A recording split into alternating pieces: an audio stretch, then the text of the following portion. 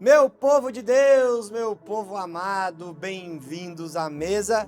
E meus convidados queridos podem se sentar. Estão cansados? Seu Mário já estava quase sentado antes de eu convidar.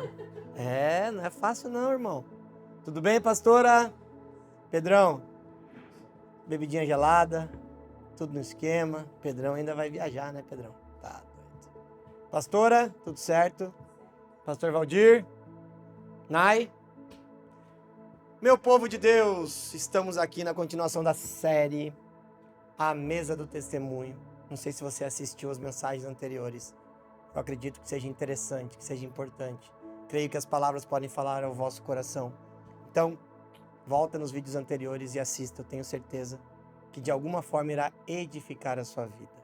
E agora é um tema que me enche de orgulho. É um tema que muita gente nessa mesa vai chorar.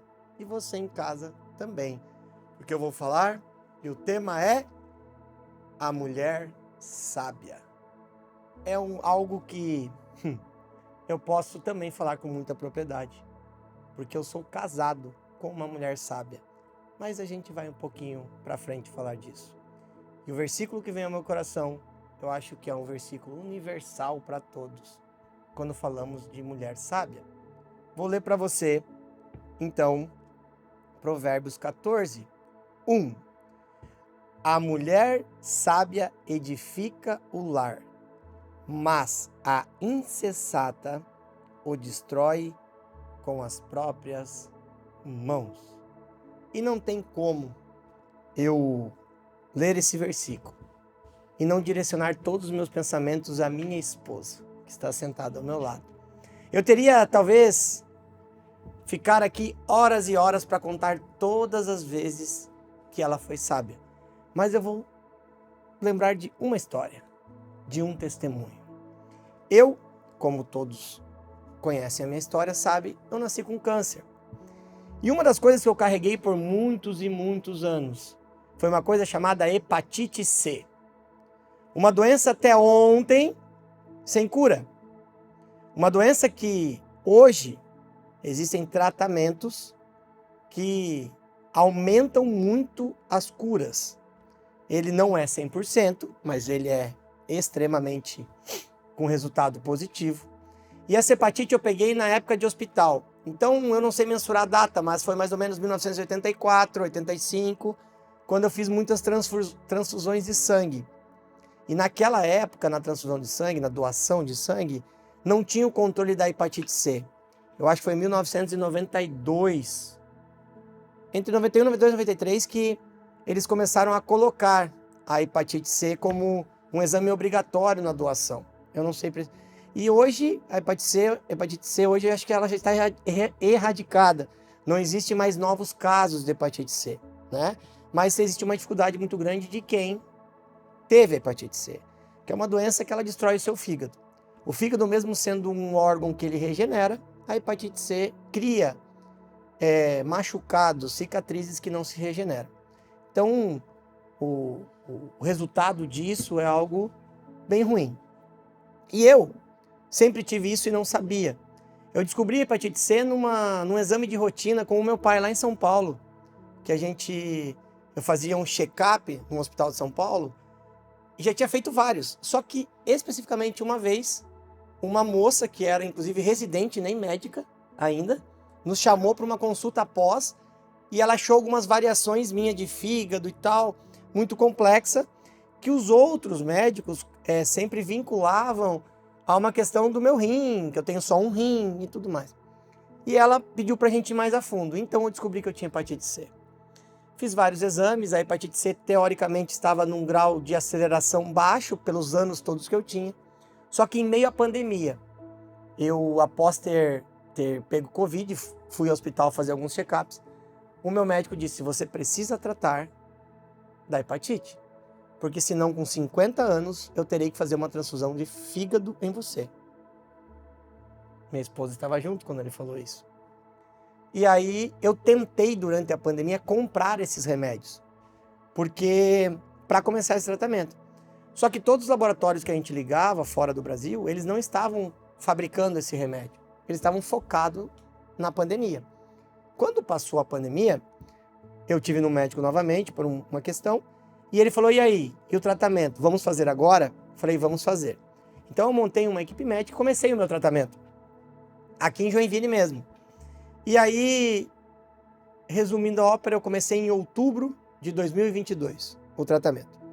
Eu peguei a primeira dose de remédio, fui para os Estados Unidos, fiquei um mês nos Estados Unidos. E para quem não sabe, esse tratamento é como uma quimioterapia. Ele é um antiviral muito forte, que você toma todos os dias, durante 90 dias, ininterruptamente. Se você esquecer um dia, você tem que começar do zero. E eu fiz rigorosamente correto. Por quê? Porque eu tinha uma palavra. Eu tinha uma palavra que eu seria curado da hepatite C. Eu estava agarrado naquela palavra. Fiz esse tratamento, que é muito complicado. Eu tive muita náusea, tive muita dor de cabeça e vários outros sintomas muito ruins durante 90 dias. Mas eu tinha certeza da minha cura. Quando eu terminei o tratamento, fui fazer os exames novamente, fui correndo para um médico ansioso, uma médica.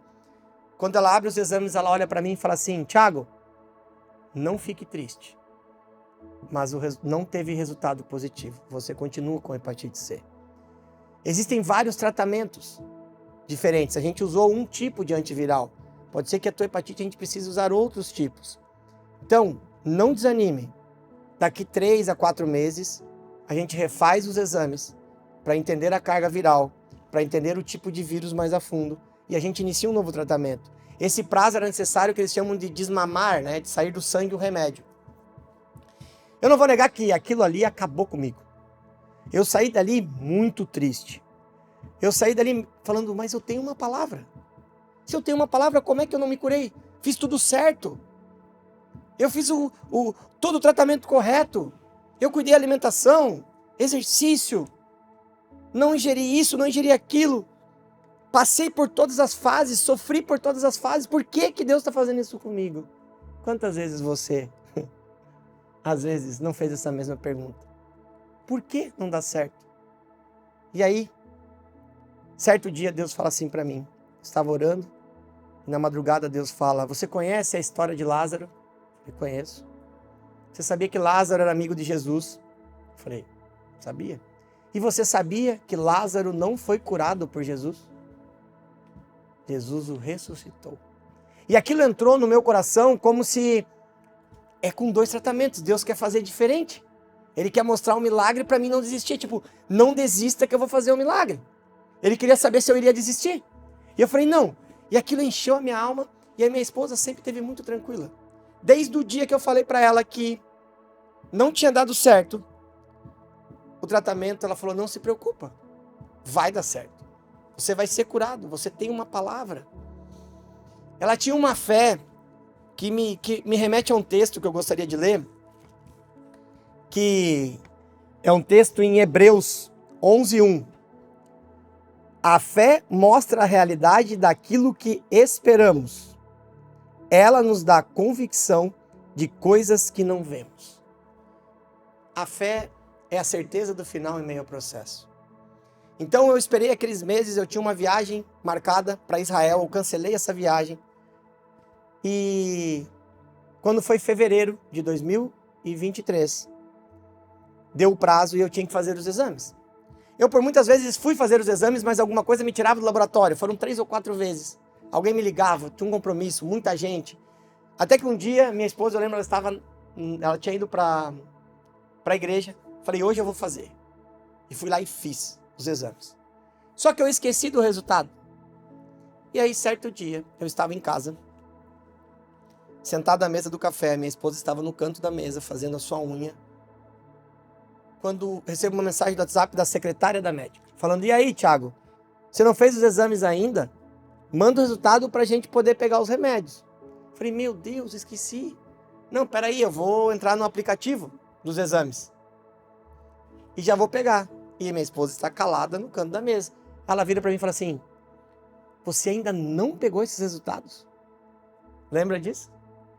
E aí eu falei, não, ainda não. E aí ela balançou negativamente a cabeça, então pega os resultados. E eu peguei os resultados na internet e fui mandar diretamente.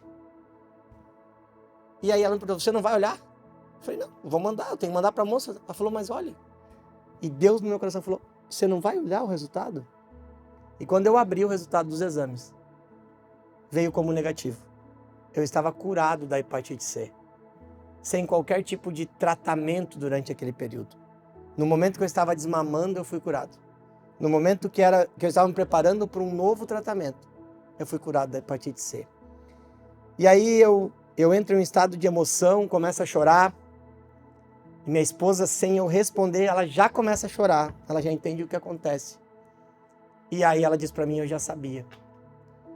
E aí eu descubro, naquele dia, que a minha esposa estava numa campanha de oração com algumas amigas, pastoras e profetas. E o assunto principal da campanha de oração era sobre a minha cura. Aí eu pergunto para você, mulher que está nos assistindo, eu pergunto para vocês, mulheres aqui à mesa. Será que você está sendo sábia? Será que você está edificando a sua casa? Será que você não está destruindo? A minha esposa teve a sabedoria dos céus para interceder por mim, pelo seu marido, pelo seu esposo. E como eu falei, essa é uma história única, mas eu teria muitas outras. Eu sou o resultado de um perdão. Hoje eu estar aqui com vocês, estar com a minha esposa, é porque um dia ela decidiu perdoar. Porque eu fui falho, joguei nosso casamento por água abaixo, mas ela foi obediente ao Senhor e ela decidiu me perdoar. E hoje, a sabedoria dela faz com que a gente viva os melhores dias das nossas vidas. A minha esposa, se você perguntar para ela agora, amor, quem manda lá em casa? A resposta dela, pode falar alto, qual seria a tua resposta? Eu. Ok.